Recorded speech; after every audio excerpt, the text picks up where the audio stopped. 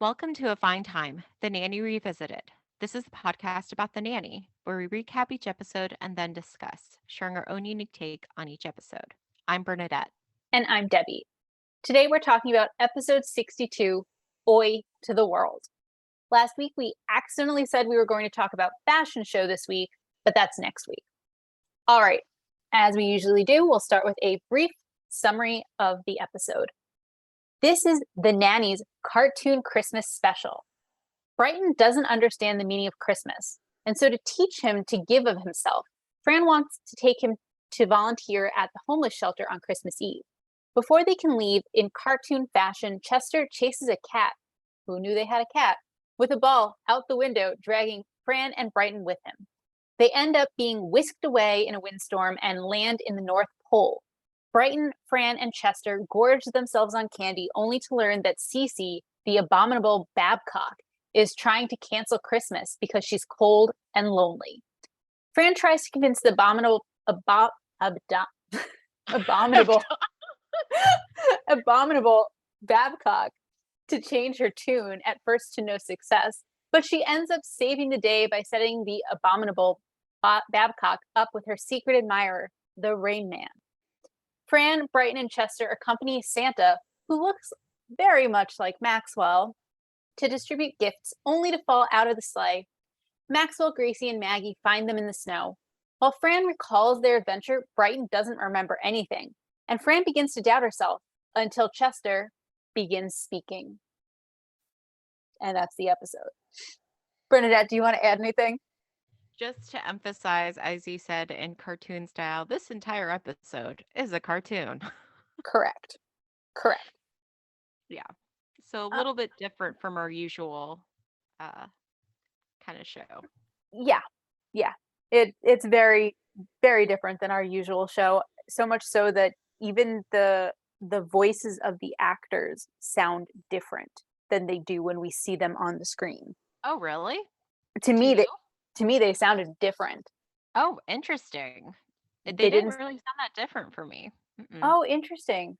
Yeah, I found their voices to be somewhat grating. Oh, interesting.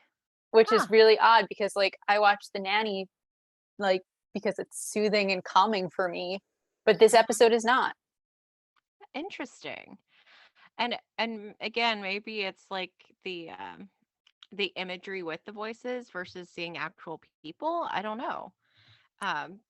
Because I guess before we get into it too much, the style of art for this for the cartoon, like I don't think Fran looks very great. If that makes Frankly, sense. I didn't think any of them looked very great. If you want to play that game, especially there's and Bernadette and I will talk about this. We're sort of going to work through this together because the scenes aren't clear cut like they are in a normal episode of The Nanny. So I don't want to say in scene whatever, but there's a clip of one of the scenes where we see Maggie in her room kind of dancing on the phone. Mm-hmm. And particularly there when her voice sounded very different. Interesting. And I thought Gracie's voice sounded different. Anyway. Well, I guess we'll just jump into it. Yeah. In terms of scene 1, opening scene. Again, quick aside, this is what, the 3rd or 4th episode where it's kind of like Christmassy. Because we've had Christmas decorations last episode, and then the one before that, they were talking about winter break. That's when they did the kibbutz, right? Yep. So it's just interesting because typically you only really get one Christmassy type of episode per season. And this is kind of our 3rd at this point. That's true.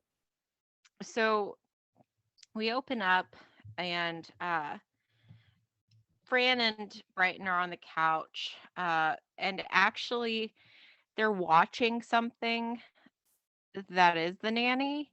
Mm-hmm. The actual Nanny, the live actors. Yes, because Fran makes the comment, "Oh, I've seen her. In person, she looks much younger." referencing herself, Right. basically. I think that's the funniest line in the entire episode, for the Mhm. record. Wow. Yeah, so just out of the gate. And then Gracie though is kind of talking about how the storm's getting worse. And Hmm. meanwhile, like we see that Maxwell is standing on the back of Niles, like trying to decorate the Christmas tree. And apparently he has golf shoes on because Niles, in his sardonic way, is like, "Are you glad you like your golf shoes?" or something. Right. And Uh, then did you notice what Maxwell did right after that? I mean, he's stepping on Niles. So, like, was there a specific So beyond? because it was animated, there was that little like glint of the pointy metal on Mm-hmm. the bottom of Yeah. the shoe, and then Maxwell, like, because his feet were sort of like up a little, and then he like flattened his feet, so like Niles Yeah. was stabbed. Yes. Yes. And so, because this is a cartoon, we next see Fran decides to help. And so she steps on Niles and then onto Maxwell. And of course, she's wearing heels. And Hmm. and her heel ends up actually in Maxwell's ear, which So ugh. it sounds very unpleasant. Especially, did you see she like Yeah, uh like digs in at one point. exactly. So while they're in this precarious position, because they're trying to put the is it the angel or the star? I can't Star. star on the top of the tree, and so she's kind of helping that. And like you said, um, well, not yet. First, Chester's there randomly because, again, even though we know in real life Chester is Fran's dog, in the series it's Cece's dog, right? Yep. And then so of course Chester goes up and Niles sneezes, which causes them to all fall. But Fran kind of brushes it off. Does it look crooked? Referring to the star. Cece comes in and she's apparently unaware. They're saying, it's Christmas Eve. Christmas Eve again? She's very much kind of a Grinch mode. That's putting it Um, nicely. yes, yes. And so I think then she's is she offered tea by Niles? Yes, because Niles was standing behind her, and like Cece had like, I don't remember what she had. I think she had like one hand like not necessarily on her hip, but her other hand was up, and she was like moving it. And Niles was standing behind her, doing the like mimicking her. Oh yeah. And when she Yeah. turned around, he whipped out the tea service. Yes. Yes, you're right. Just he acting totally innocent as he does. Exactly. Um and I know, like, Brighton again is walking by. He's playing a Game Boy. And again, we start a little bit getting a hint of the whole, like, Brighton doesn't know the Christmas spirit because, he's not so much about giving presents, he likes receiving them.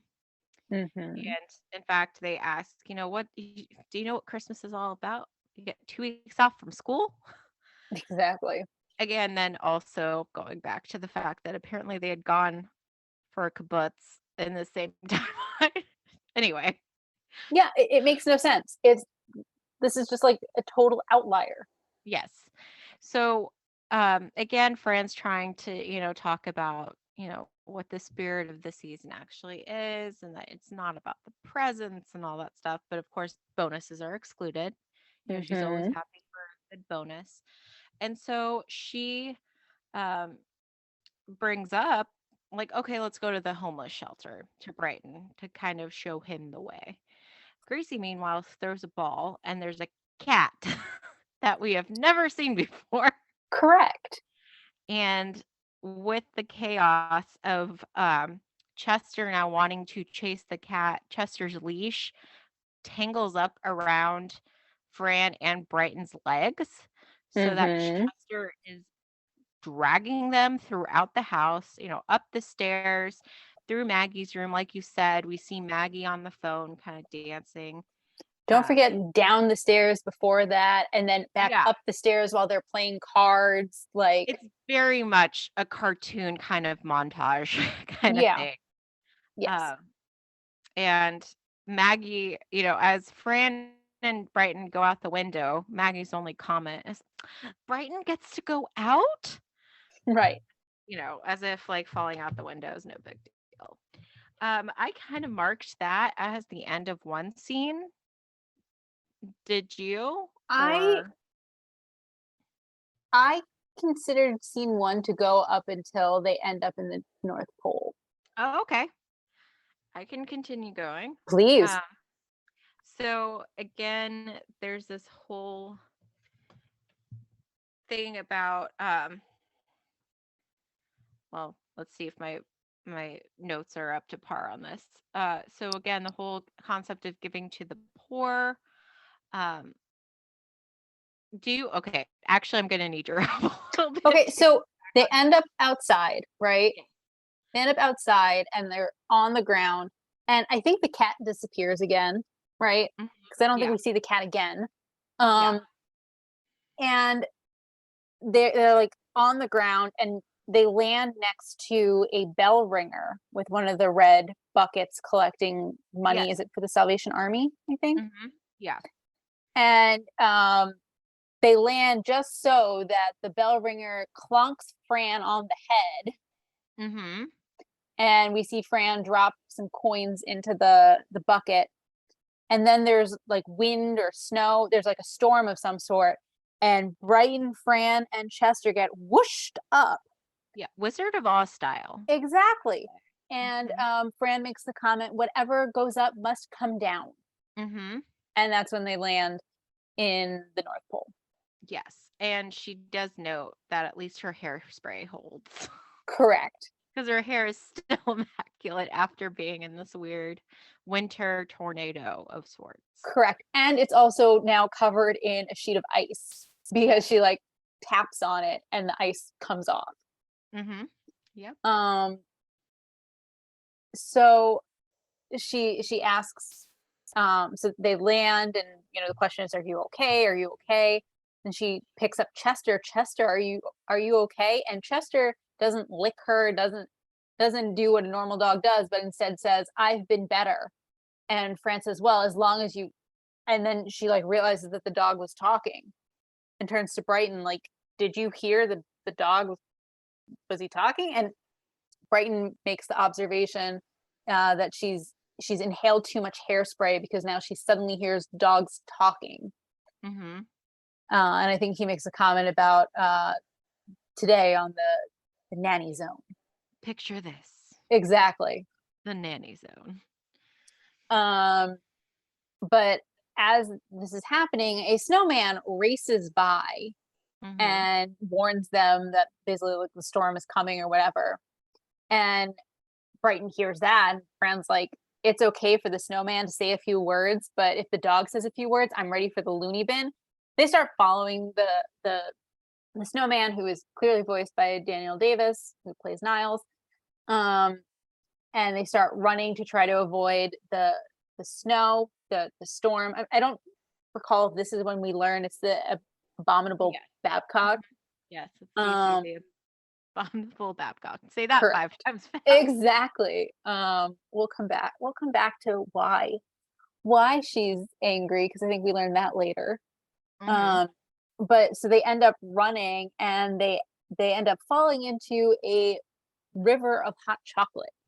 Mhm. And Fran comments like, it's like being back in the womb if your mother were a chocolate bunny.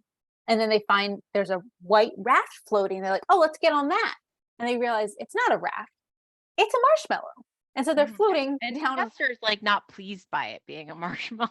No, I mean it's sticky, it gets on his paws, like I get that. Mhm. Um and I think Brighton makes a comment about how things are under control. And Fran says to him, honey, we're traveling via marshmallow down a hot chocolate river with a dog who's talking my ear off. This is under control by you. Mhm. And in very cartoon fashion, they go over a waterfall of, again, still hot chocolate. Mm-hmm. And ultimately they land um, on what turns out to be three turtles or tortoises who are not happy being used as seats, and they find themselves in Candyland. Mm-hmm. And everything is chocolate or candy and edible. And Fran looks around and she says, "It's a test. I know it's a test." And I think Brighton says, "It's all free." Or maybe it's Chester who says that.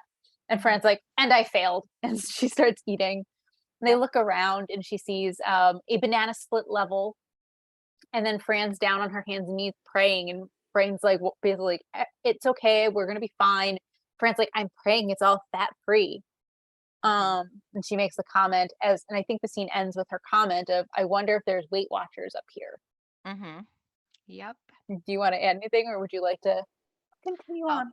I'll continue. So we see then Brighton carrying a large pile of candy, and Fran notes the kid doesn't know when to stop. She also makes some type of comment about like gas X. Yep. Um, Helping maybe. And then we see what appears to be a candy cane, at least to Fran. And so she bites it. Actually, it turns out to be the leg of the elf Elphys. And Correct. again, it is definitely a parody of Elvis because in an Elvis kind of voice, Elphys introduced himself and notes that he's known as Elphys because of his pelvis, and he's king of the elves. I didn't write down the entire song a little bit. I don't know if That's you. fine. So Uh yeah, but yeah, I yeah, it's very clearly yes an Elvis reference, but it's Elphys. Um, so he kind of um talks about how Santa is actually the second richest person in the North Pole. Well, who's the first? The dentist. Is he single? and and Elphys explains that um they're having trouble and all because Cece, the abominable Babcock, every 28 years, side eye, yeah, exactly. um, is only happy when everyone else is miserable. And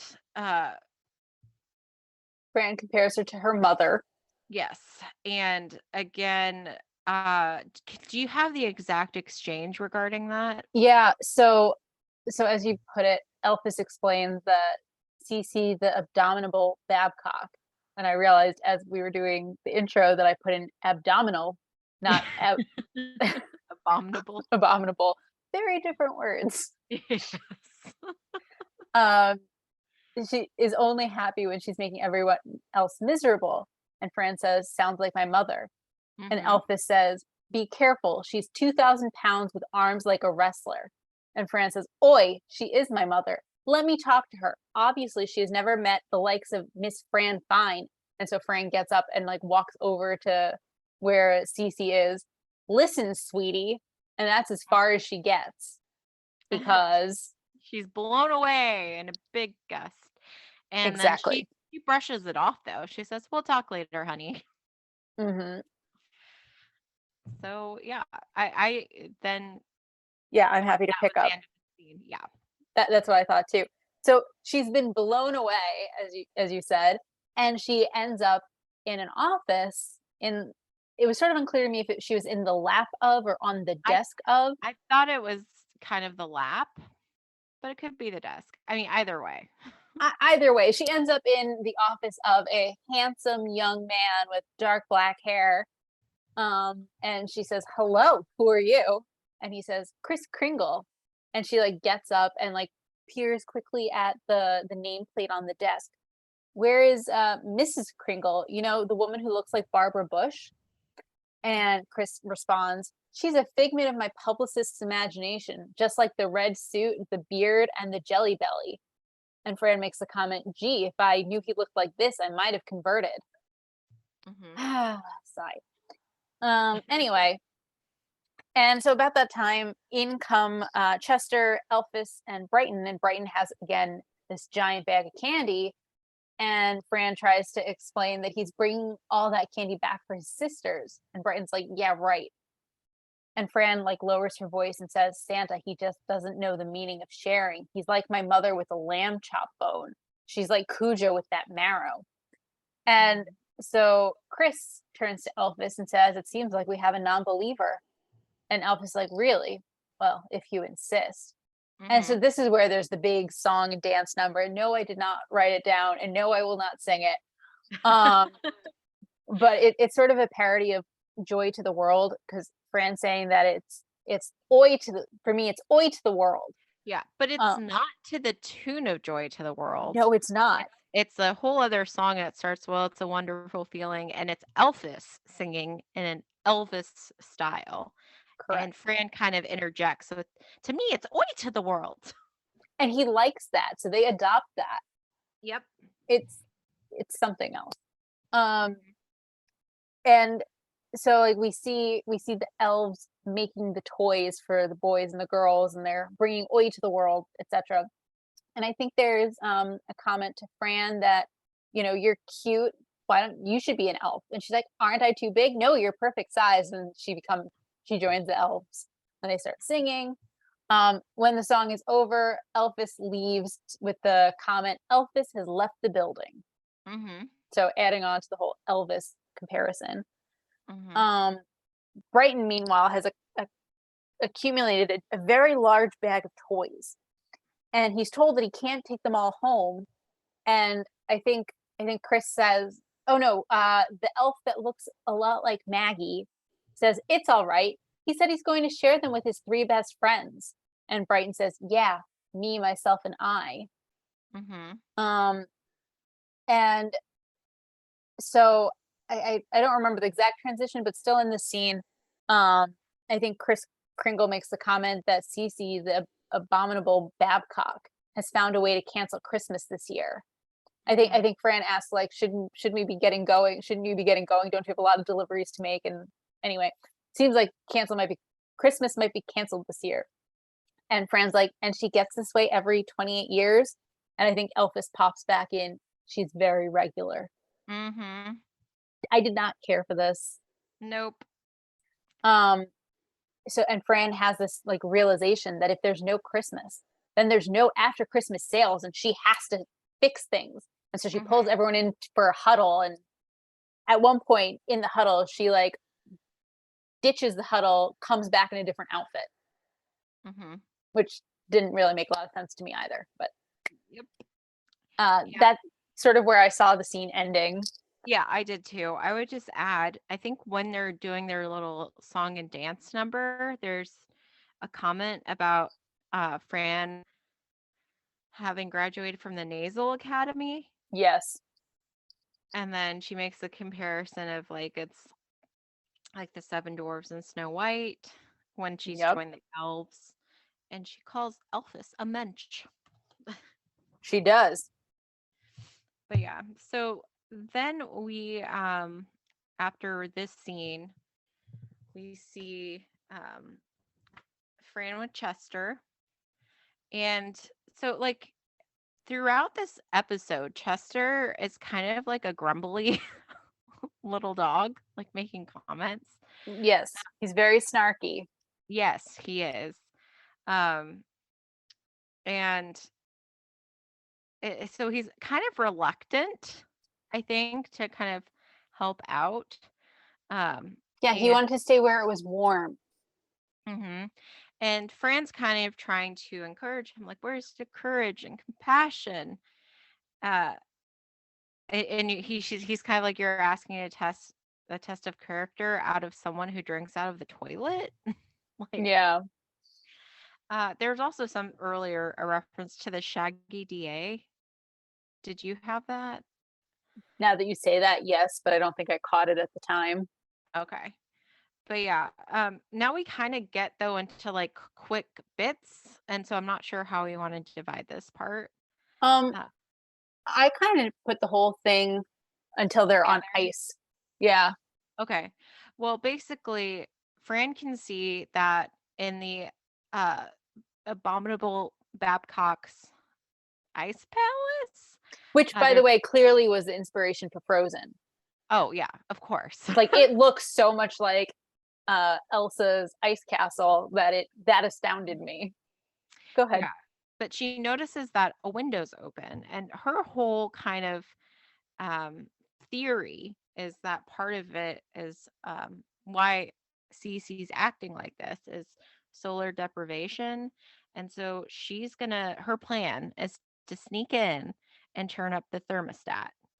And so they do sneak in, and Fran puts Chester on lookout, and she tells him, whistle, if she approaches. And in the meantime, she's trying to the thermostat has big signs surrounding it saying, like, don't touch, like, no, no, nothing over 55 degrees or something like that. It's over 50 below zero. Yes.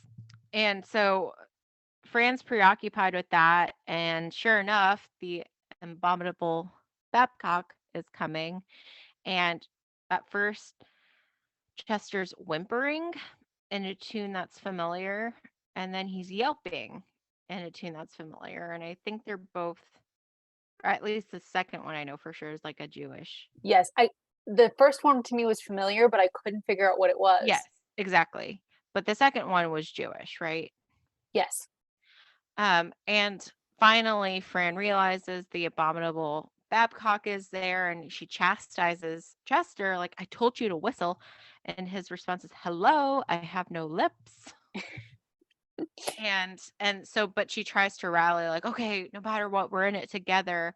And as soon as the abominable Babcock says, who did this? Chester, she did. Hmm. So of course, the abominable Babcock, we should like tally how many times we've said that this episode, but she puts both of them into a block of ice. And Correct. we hear Christmas is doomed. Don't change the channel. Right, and that's Obvious. Cece. Yeah. Yeah. So yeah, they have been foiled. Is there anything you want to add to that scene? Who saw that coming? Hmm. That's all I wanted to add. All right, so somehow now the ice cube is inside, and Fran's head and shoulders have been thawed, and I think the ice cube is near the fire, and I think Brighton has a hair dryer or something. And Fran makes the comment, "This will take forever. Give me that picture of Mel Gibson." And Brighton hand puts it near her, and all of a sudden, all of the ice melts. Mm-hmm. And we then learn from Chris that because of the terrible storm, he won't be able to ride his sleigh tonight. Mm-hmm. And um, that comes up after Fran makes the comment, like, we need. Actually, I think Brighton wants to go home and Fran wants to help, but then Brighton points out that Niles is making Fran's favorite apple raisin stuffing, and Fran's like, okay, I'm out of here. Like, Mm-hmm. and but then that's when they find out that they can't go anywhere because Santa can't ride his sleigh because of the terrible storm. And so Fran asks, are we talking a day or two, or are we saying that my next waxing appointment will be under the name Magilla Gorilla? Mm-hmm. Yeah, I know. Mm-hmm. Um, and so they learn that that everything is beginning to freeze and there isn't that much time left, and we see that things in the room are starting to freeze, including Elphys, who Mm-hmm. becomes icicle and then has to be melted. um and then Fran makes the comment that she hasn't seen anyone this cranky since my sister went 3 years without a date. That's it, I've got another great plan. And everyone sort of doesn't believe her, but she says, when the going gets tough, the tough throws a party. Throw a party for the abominable Babcock?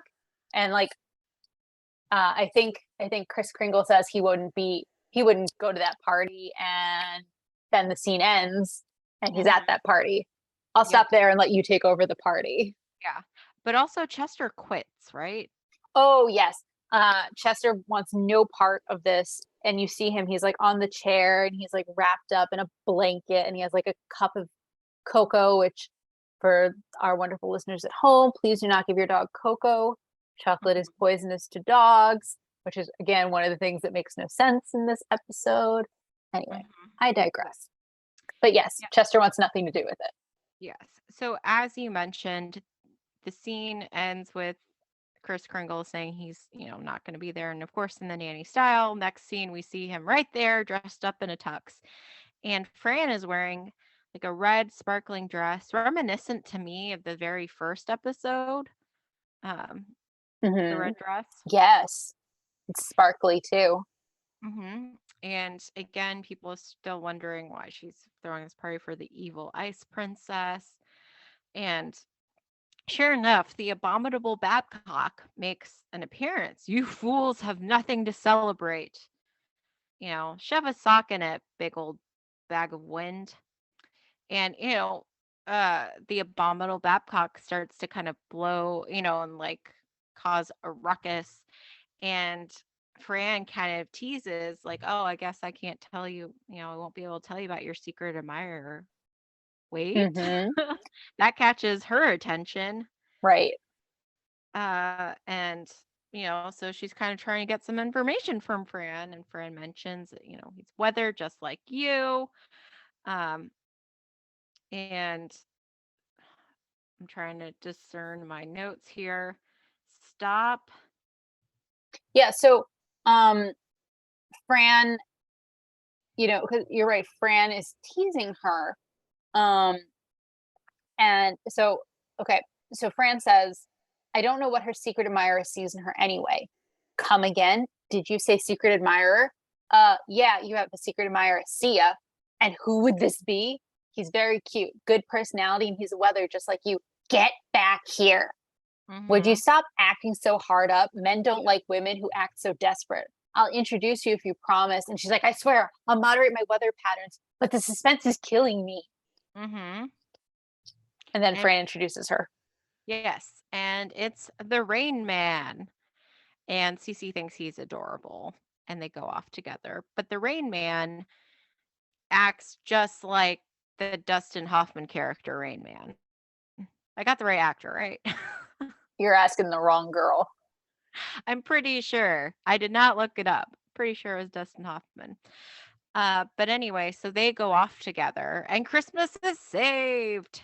Um, Woohoo! yeah, and uh, so basically, give with heart. I have that note. I don't know where that goes. But Fran also mentions, don't give gum to Chester. Um, Did you catch why not to give gum to Chester? I don't have it written down He'll be exactly. blowing bubbles out the wrong end. Yeah.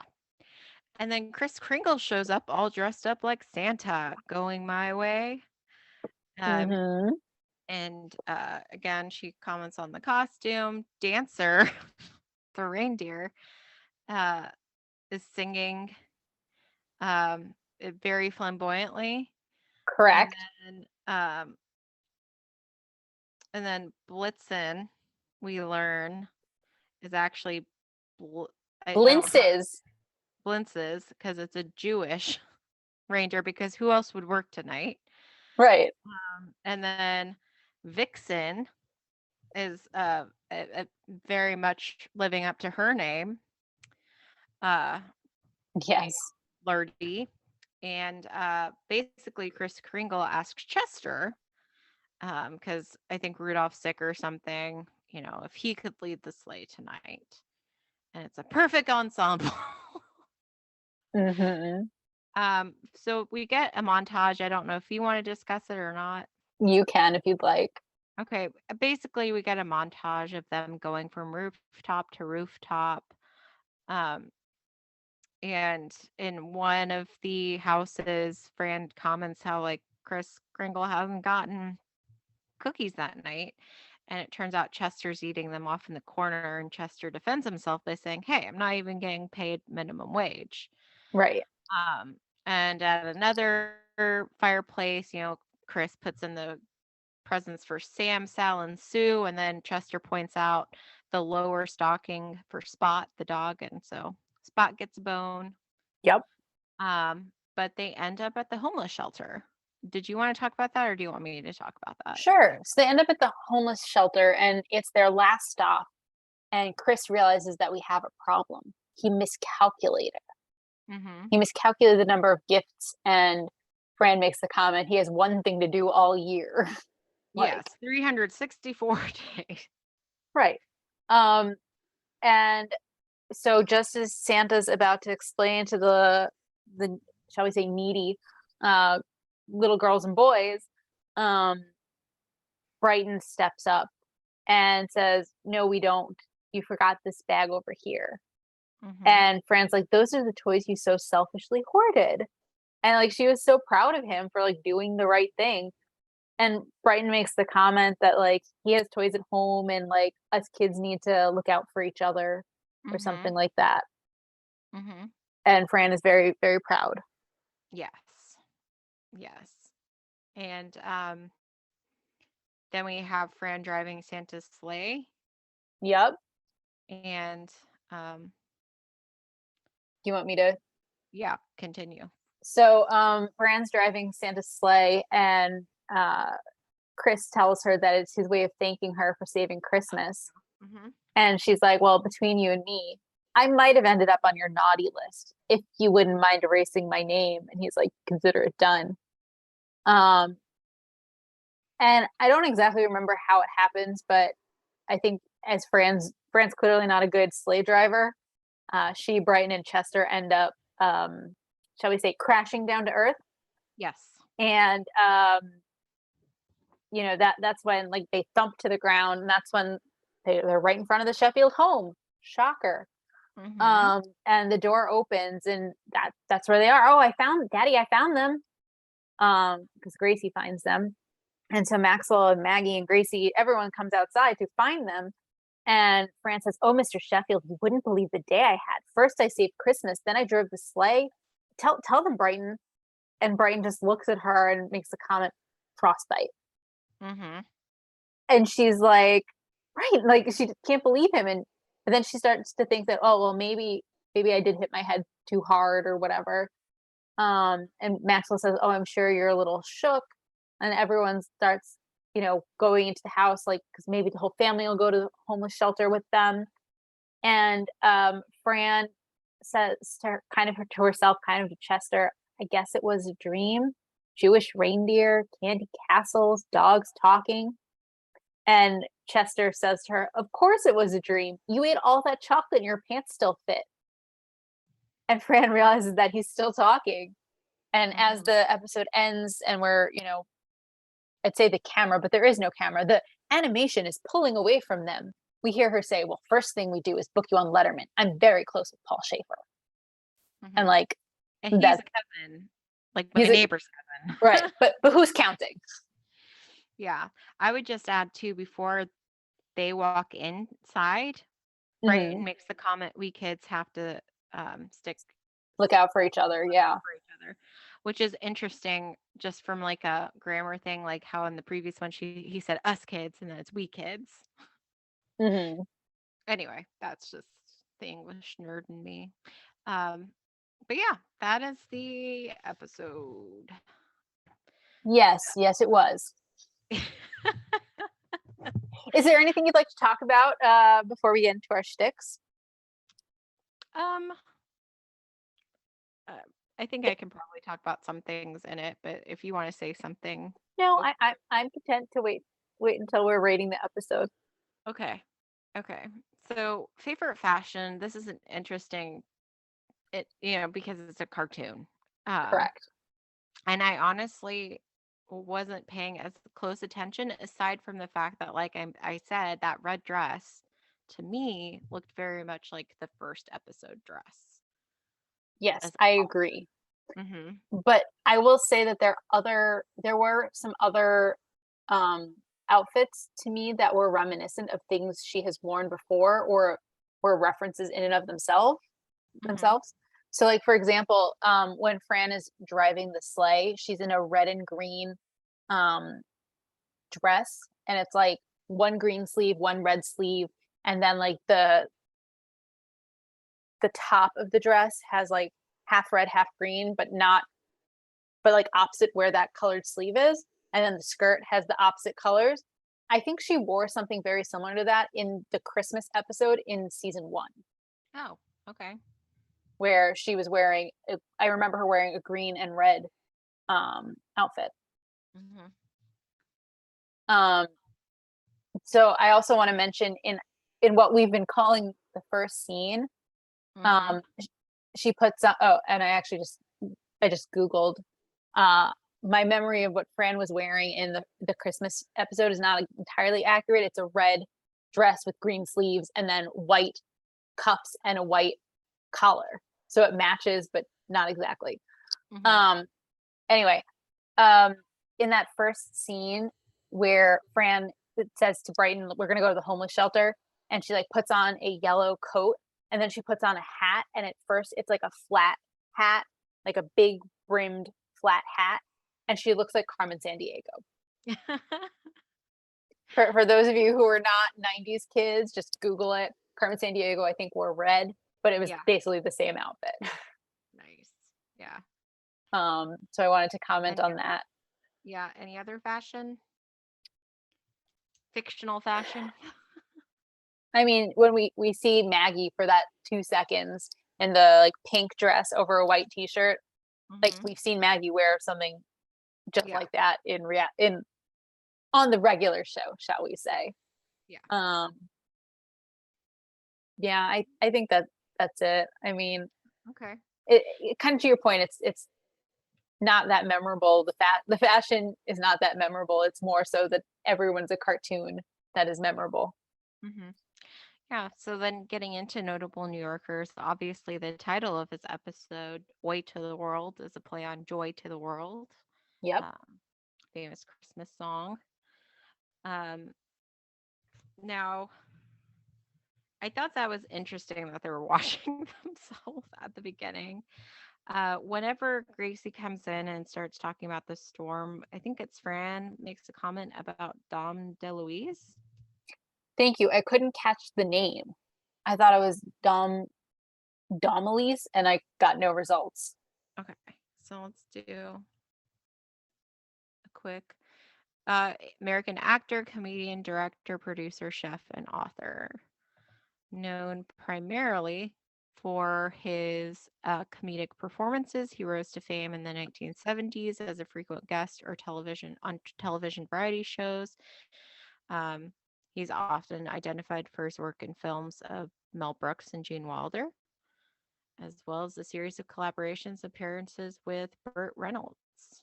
Hmm, Um, so that's from our friends at Wikipedia. excellent. Um, yeah. Now, there was also a mention about Mr. Belvedere. That was an American sitcom that featured the title character who was a butler. That's according to our That friends makes at sense Wikipedia. because it's in reference to Niles. Exactly. Yep. I've already mentioned my Carmen Sandiego nod. Mm-hmm. Um, Candyland. Yeah. Well, first, before Oh, that, the sorry. Nanny Zone is a play on the Twilight Zone. Yes, The Abominable Babcocks, a play on the Abominable Snowman, I'm assuming. I think so. The abdominable The Babcock is Abominable. nothing. Just a typo, a repeating typo in my show notes. Yeah, I don't think this is necessarily on purpose, but like the whole river of chocolate made me think of Charlie and the Chocolate Factory. Fair. But yes, then Candyland, as you mentioned. It's a board game Mm-hmm. Yep. from our youth. I'll put it Yes. that way. Well, and then Elvis, we've already talked about, is a direct reference to Elvis. Yep. I don't think we really need to explain Elvis. No, um, Chris Kringle. yep. Isn't he the lead character or the main character in Miracle on 34th Street?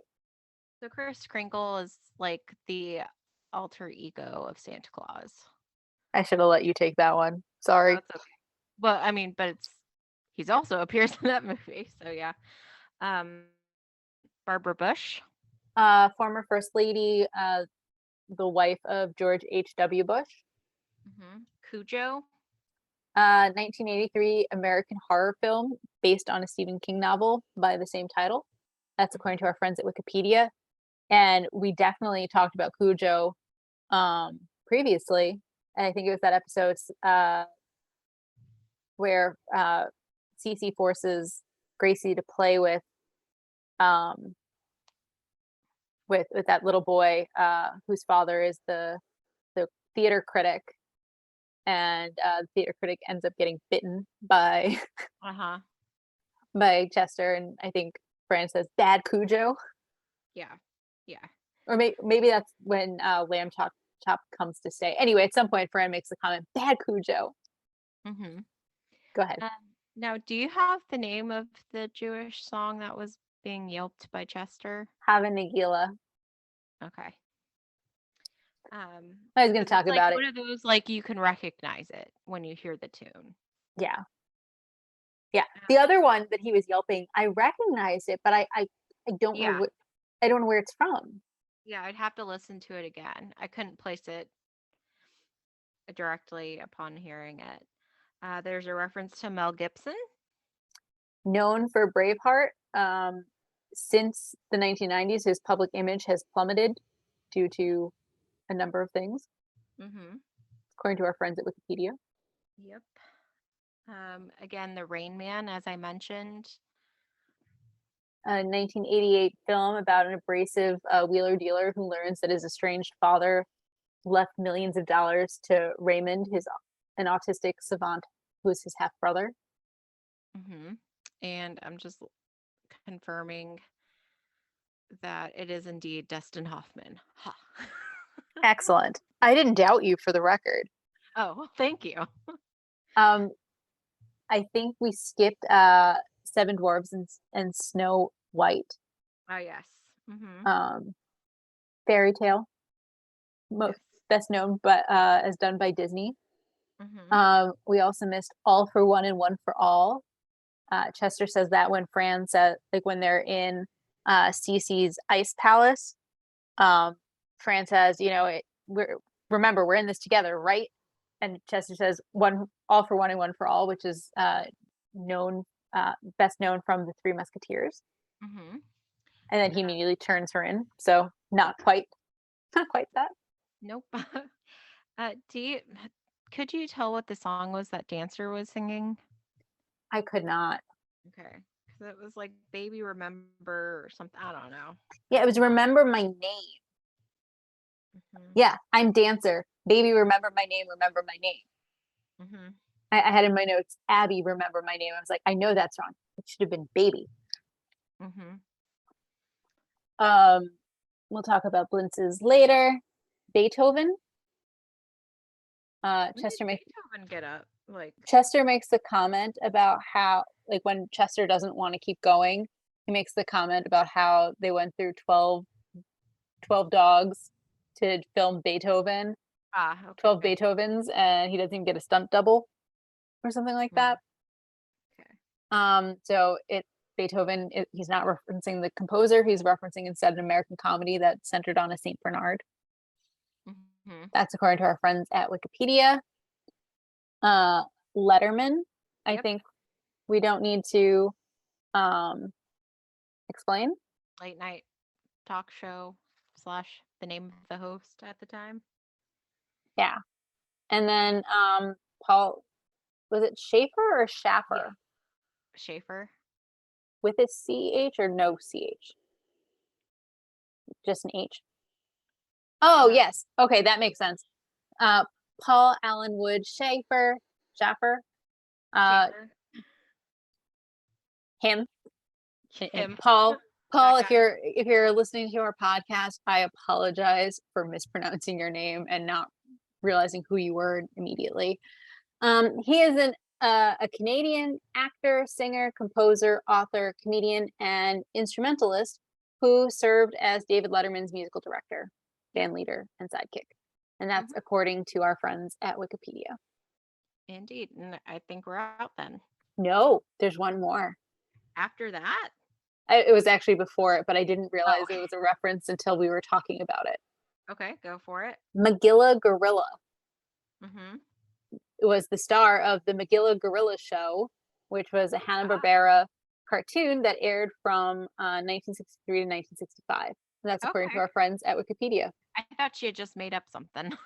I did as well. I thought she was referencing the Book of Esther and gorillas, but apparently I was wrong. hmm Okay, so there's actually quite a bit of Yiddish Shakop, given that it's a Christmas I know. episode. I know. I'm gonna start there with Megillah, spelled a little differently, as in there's an H at the end. The Megillah is the Book of Esther, which is what we read to celebrate Purim, which is a Jewish holiday. It's known as the Jewish Halloween because kids dress up and adults, a lot of adults drink because you're supposed to drink so much that you can't tell the difference between Mordecai and Haman. Mordecai is one of the heroes, as is Queen Esther. Haman's the bad guy who is trying to kill all the Jews, which is common in a lot of Jewish holidays. Someone bad wanted to kill us, and yet we survived. Yay, we celebrate. hmm So that's Megillah. You mentioned that Fran refers to Elphys as a mensch. A hmm mensch is a good person. Um, I think Fran refers to, I want to say, someone, she uses the term Budinsky. I can't Yeah, remember. yeah, she did. I can't remember in reference to whom, but it's basically someone who sticks their nose into other people's businesses, someone who butts in. hmm Um, the song that Chester was yelping was Hava Nagila, which is I think probably like one of the most famous Jewish songs. Like it's played at bar mitzvahs, it's played at weddings, it's played at joyous occasions. It's like the hora. People, it's a group dance, and it's a song that people dance to. hmm Um, Blintzes is not Blitzen is Blintzes. And by the way, Blintzes was wearing a skull cap, also known as a kippah or a yarmulke. So that was hmm the thing that was on his head. Show as to quote Fiddler on the Roof, it shows our constant devotion to God.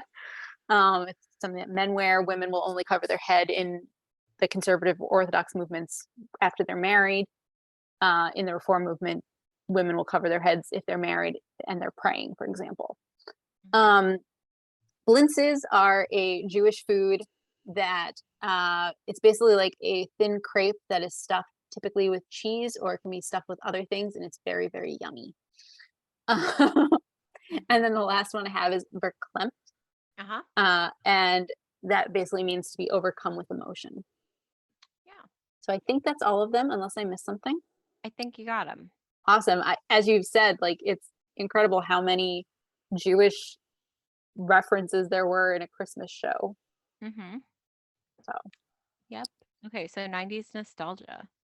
then Uh, I want to start. Oh, I just no, talked, so I'll let you start. Sorry. no, you can go ahead. The New York City skyline at the Oh, beginning of the episode. mhm. It has the Twin Towers in it. Yeah. Generally, like speaking, the style of cartoon Yes. seemed dated Yes. to me. Um, Right. again, like it's interesting just because again, it's a cartoon, so we don't have as many. Oh, first of all, going back to our references, we already mentioned it was kind of a Wizard of Oz type moment when they get swept up and taken up to Yes. the North Pole. Sorry. Good addition. Yeah. Did you have any more nostalgia? Brighton's Game Boy. Yes, that's true. That is true. Maggie and the big phone dancing in her bedroom.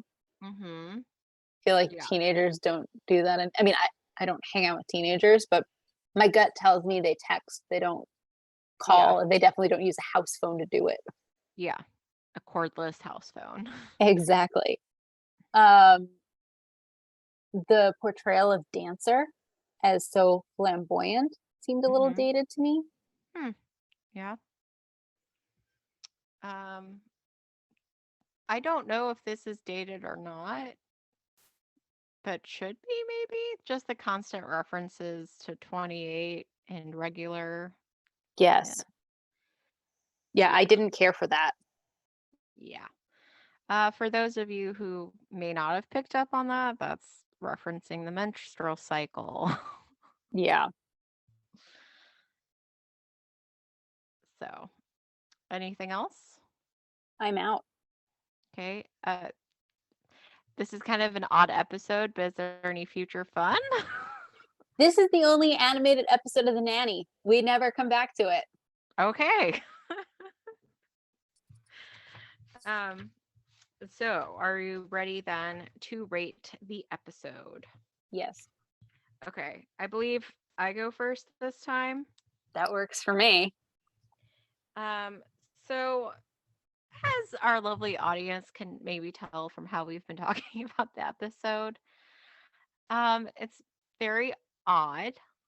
Um, Mhm, some of obviously it's a cartoon, you suspend your disbelief and stuff, but there's still things that just don't make sense. Um, yeah, I'm gonna give it a 2.5. I've 'kay. just decided that's the number I've settled on. I don't think it's gonna be an episode I would revisit. Um, again, it doesn't make sense in the larger scheme of the season either, since again we've had episodes like where they go for the kibbutz for winter break, like all that kind of stuff. So, um, there's a random cat. Like I don't understand. And like even like the animation of like the house is not quite accurate in terms of Mhm. like the setup. So yeah. What about you? So, I also do not particularly like this episode. I would actually go so far as to say I don't like this episode. And frankly, I'm a little annoyed that I had to watch it twice in the past 24 hours just so I could be prepared to have this conversation. Hmm. I would much rather watch basically almost any other episode of The Nanny. Hmm. Um, I I'm torn between giving it a 1 and a 2. The episode that it makes me think of is The Chatterbox, Oh, which where is it's just kind of out of place. exactly, and that one I gave a 1. Um, this one is I don't even wanna say it's slightly better because it's not. It's just, like, totally divorced from everything else. It doesn't further any of the any of the storylines we've been following. It doesn't contribute anything at all. It has the cheap humor with the 28 days, and I didn't care for that. It has the cartoonish. I mean, it's a cartoon, so of course it's going to have the cartoonish, like Chester chasing the cat, and they're playing cards up the stairs as Chester drags them. Like it just, I don't care for it. I didn't like it. Um, the one thing that's better than the chatterbox is that there are so many Yiddish cop references, and that is somewhat endearing. I did particularly like blintzes instead of blitzen. That was cute. Um, but I'm not sure that that gives it enough. Um, but I'm also like very well aware that I mean usually I rate the episodes higher than you do. Um, You I can don't go want to lower than I me. know I can, but I don't wanna, like, totally screw with their Nope. ratings at the end of the Nope. Just season. just just be true. I'm giving it a 1. I Okay. can't believe I had to spend over an hour watching this twice. Um, again, I would have much rather watched any other episode except for the Chatterbox. Um, That'll be yeah, interesting, like, once we finish with, like, season 6 to go back through with our highest and our lowest rated episodes. I already know which my 2 lowest. I know. That's The problem with doing our highest rated episodes is there are so many that I there are a number that I've rated as 5s, and you've Mhm. rated a number of them as 5s as well, so we could probably do a Yeah, whole show just talking about but those. in relation to each other, you know? Mm, that's gonna be tough. Mhm. It's gonna be real tough. Yep.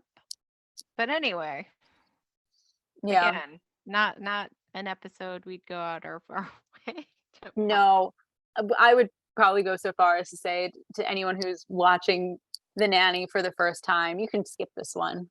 Yeah. I know And it's sort that's of a I little think too that might late. be Yeah, that might be the reason why we accidentally said last week we were watching or we're going to discuss the fashion show this week, like just subconsciously Exactly. We're skipping just past it. skipping it on our own. Like we're done. But I guess that advice is sort of a little too little too late. Because if you're watching along with us, you've now probably watched the episode just so you can enjoy our wonderful discussion of it. Well, So and I'm I'd be sorry. curious if you really enjoyed it, let us know and let us know And why tell you. us why. Yeah. That wasn't meant to sound so accusatory, but seriously, why? We don't get it. All right, Bernadette, do you have anything else? I do not. All right. That's all we have for you today. We hope you had a fine time with us as we revisited The Nanny. Join us next week when we'll be discussing episode 63, Fashion Show. If you would like to reach us on social media, you can find us on Twitter at Nanny Revisited. You can also send us email at afinetimenannyrevisited@gmail.com. Have a great week.